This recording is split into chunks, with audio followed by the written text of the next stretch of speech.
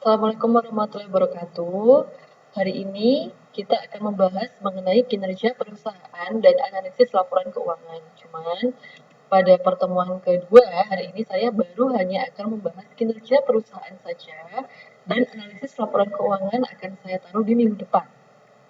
Jadi minggu lalu kan kita sudah membahas mengenai perusahaan ya, kemudian tata kelola, tata susunan, struktur organisasi dan lain sebagainya.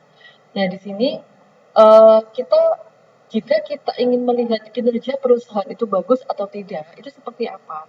Misalnya ketika saya mengatakan, oh PT Astra Agrowisata Lestari, misalnya Ali gitu ya, Astra, itu adalah perusahaan yang bagus. Nah, itu parameter bagus atau tidak itu bisa dilihat dari apa? Nah, ini adalah kita bisa melihat dari laporan keuangannya, yaitu dari sistem keuangan yang dijalankan oleh perusahaan. Tujuannya apa kita menilai kinerja perusahaan itu bagus atau tidak? Jadi tentu saja kita sebagai dasar penentuan strategi perusahaan untuk masa yang akan datang. Karena kalau misalnya saudara ingat minggu lalu, itu saya sudah menyebutkan bahwa tujuan perusahaan itu bukan hanya mengenai keberlangsungan jangka pendek atau hanya mengenai profit sementara saja, tapi bagaimana perusahaan itu bisa berlangsung dalam waktu yang panjang atau dalam jangka panjang. Kemudian untuk melihat prestasi perusahaan itu sebesar apa. Dan yang paling penting adalah dan selain itu adalah pengawasan pemerintah ya. Dan yang paling penting adalah para pemegang saham. Jadi para pemegang saham itu bisa melihat perusahaan yang saya beli sahamnya ini yang saya modali istilahnya gitu ya. Ini kinerjanya bagus nggak? Kira-kira saya sia-sia nggak ngasih mereka modal seperti itu. Nah, di sini laporan keuangan itu adalah alat penilaian kinerja perusahaan. Jadi kita bisa menilai perusahaan itu bagus atau tidak performanya itu dari laporan keuangannya. Penjualannya berapa, hutangnya berapa, apakah dia laba atau rugi, seperti itu ya. Nah, laporan keuangan itu ditujukan bagi sebetulnya 4 ya. Jadi regulator yaitu pemerintah. Jadi pemerintah itu kan juga harus mengawasi ya perusahaan-perusahaan itu seperti apa. Jadi jangan makanya ada BPK juga ya. Jadi uh, pemerintah juga mengaudit laporan keuangan yang diterbitkan oleh perusahaan. Jangan sampai ini ada manipulasi data, jangan sampai ada pemalsuan data dan sebagainya. Kemudian ada kreditor, kemudian ada pemilik dan manajemen. Selain itu adalah publik juga. Jadi masyarakat bisa melihat kira-kira perusahaan mana yang bagus dan perusahaan mana yang kira-kira rugi terus-menerus dan di masa depan kemungkinan akan bangkrut mungkin seperti itu. Nah, laporan kepada para pemegang saham ini namanya adalah annual report atau laporan tahunan dan itu biasanya terdiri dari dua jenis informasi. Ketika misalnya kalian pegang laporan keuangan tuh ya, biasanya di print memang, cuman sekarang sudah terbit dalam bentuk PDF, jadi online kalian bisa baca. Itu yang pertama adalah verbal. Jadi mulai dari body perusahaan itu seperti apa, CEO-nya sekarang siapa, kemudian struktur tatanannya, struktur organisasi perusahaan, goodwill, visi misi dan lain sebagainya. Kemudian ada yang jenis kedua atau yang tahap kedua itu bagian kedua itu adalah laporan keuangan dasar. Nah, biasanya laporan keuangan dasar itu udah masuk penghitungannya ya. Itu terdiri dari neraca, laporan laba rugi, laporan ekuitas pemegang saham, kemudian laporan arus kas. Di sini kita akan bahas satu-satu, yaitu neraca, laba rugi, ekuitas pemegang saham, dan arus kas. Pertama, saya bahas neracanya dulu. Neraca itu apa?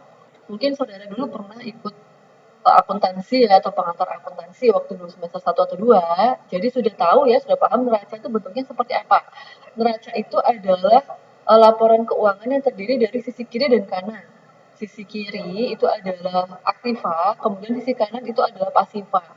Nah, mungkin kalian sudah terbiasa dulu waktu SMA ya, mungkin debit kredit, cuman itu kurang tepat. Jadi yang tepat itu adalah aktiva atau pasiva atau aset dan kewajiban.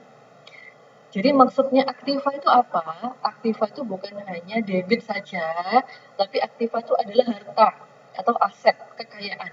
Apapun itu yang mencerminkan kekayaan perusahaan masuknya di aktiva. Kemudian pasifa itu apa? Jadi pasifa itu adalah semua yang merupakan tanggung jawab atau kewajiban perusahaan untuk dibayarkan. Apapun itu, misalkan nggak cuma hutang ya, misal seperti dividen bunga. Nah, perusahaan kan pasti punya pemegang saham. Pemegang saham kan pasti harus kita bagi bunganya kan ya, harus kita bagi profit seperti itu. Nah, itu adalah tanggung jawab kita ke dia. Namanya dividen dan itu masuk ke pasifa. Nah, contohnya adalah seperti ini. Jadi ini ada contoh neraca per 31 Desember. Eh jadi terbagi dua sisi gitu ya. Sisi yang sebelah kiri adalah aset atau aktiva, kemudian sisi sebelah kanan itu adalah kewajiban dan ekuitas atau pasifa. Nah, di sini kita lihat contoh aset itu apa saja. Oh, ternyata aset dibagi dua, yaitu yang pertama adalah aset lancar atau aktiva lancar, kemudian aset tidak lancar atau tetap, atau aktiva tidak lancar atau aktiva tetap. Jadi apa maksudnya lancar dan tidak lancar, tetap dan tidak tetap? Ini maksudnya adalah lancar, apapun itu yang namanya lancar ya, aset lancar, aktiva lancar, pasifa lancar, ya, pokoknya segala yang ada kata-kata lancar itu adalah yang gampang diuangkan, gampang dicairkan, gampang kita terima dalam bentuk cashnya. Misal sewaktu-waktu saya butuh uang nih, ada pandemi, seperti sekarang terjadi ya, saya butuh uang banyak untuk menggaji ini itu, untuk kompensasi ini, PCR segala rupa, PCR-nya pegawai, tes swab dan segala rupa. Kita butuh dana cash, kita butuh uang. Saya nggak butuh gedung, saya nggak butuh mesin, saya butuh uang. Nah, jika harta yang dimiliki oleh perusahaan itu bisa dicairkan dalam waktu cepat, itu adalah termasuk harta lancar. Sedangkan harta tetap atau tidak lancar itu adalah semua harta yang susah dicairkan atau susah diubah dalam bentuk tunai. Contohnya aset lancar itu apa? Jadi contohnya adalah kas atau setara kas. Kemudian piutang usaha, persediaan. Jadi kas dan setara kas ini maksudnya adalah ya cash tadi ya, tunai yang tersedia saat ini berapa. Kemudian piutang usaha, semua sudah tahu ya piutang itu apa. Jadi kewajiban perusahaan lain untuk membayar ke kita tapi masih belum dibayarkan seperti itu. Kemudian calon harta kita gitu ya. Kemudian ada persediaan. Jadi persediaan ini maksudnya seperti ATK atau seperti barang dan ada persediaan bahan baku juga ya. Kemudian uh, aktiva tetap atau aset tidak lancar itu contohnya adalah tanah. Misalnya kita punya perusahaan, punya pabrik, punya gedung, tanah, nah itu adalah jenis aktiva atau aset tidak lancar. Itu nilainya sangat tinggi, gedung itu sangat tinggi, mesin sangat tinggi, tanah sangat tinggi, tapi sangat susah dicairkan karena kalau misalnya kita ingin menjual gedung itu saat ini, besok belum tentu laku dan besok belum tentu uangnya sudah kita dapatkan. Kalaupun ada peminatnya, itu mungkin masih nego harga, pokoknya nggak bisa kita dapatkan cash-nya dalam waktu singkat. Kemudian ke sebelah kanan itu ada kewajiban dan ekuitas atau pasifa, itu adalah semua hal yang wajib dibayarkan atau semua tanggung jawabnya si perusahaan. Contohnya adalah utang usaha. Jadi ketika perusahaan itu berutang, dia wajib bayar, maka itu masuk pasifa. Kemudian ada wesel bayar, yaitu dia berhutang tapi belum sanggup bayar. Kemudian dia menulis surat perjanjian berupa wesel. Jadi surat tertulis yang tertera berapa jumlah hutangnya dan kira-kira bisa dibayarkan kapan gitu ya. Itu namanya adalah wesel bayar. Kemudian akrual itu juga termasuk kewajiban bayar. Kemudian ada obligasi jangka panjang, yaitu perusahaan membayarkan bunga obligasinya. Kemudian ada saham, yaitu perusahaan membayarkan dividennya kepada para pemegang saham. Kemudian ada laba ditahan, yaitu laba yang masih belum dibagikan kepada para pemegang saham, tapi dikembalikan ke perusahaan untuk diputar sebagai modal. Itu semua masuk ke bagian pasifa atau bagian kewajiban di laporan keuangan.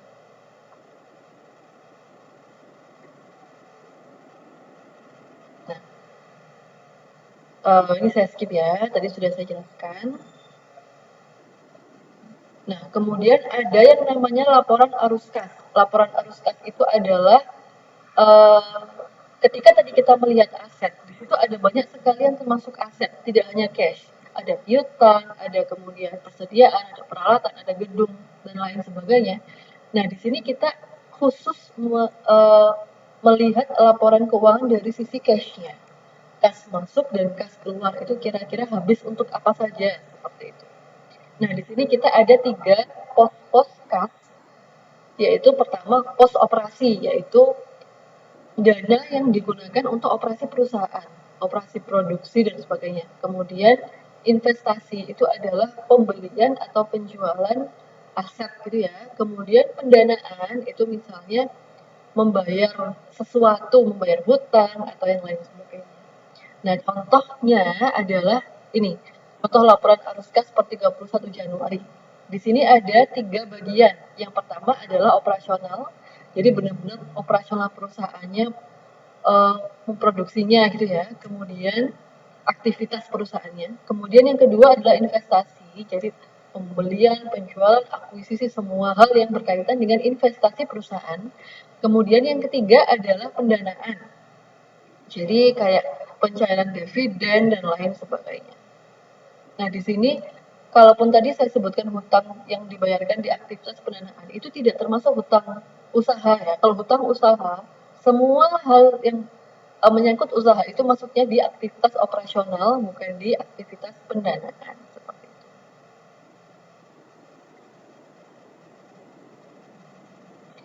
Nah, kemudian tujuan keuangan utama suatu perusahaan itu adalah selain memastikan keberlangsungan jangka panjang perusahaannya, itu adalah memaksimalkan nilai pemegang saham.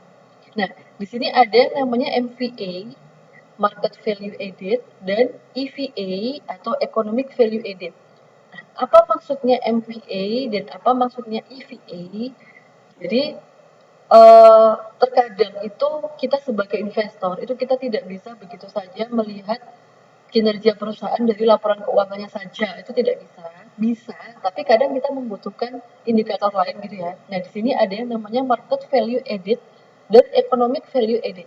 Kalau MVA atau market value added itu adalah penambahan nilai pasar gitu ya. Itu adalah perbedaan antara nilai pasar ekuitas suatu perusahaan dengan nilai bukunya.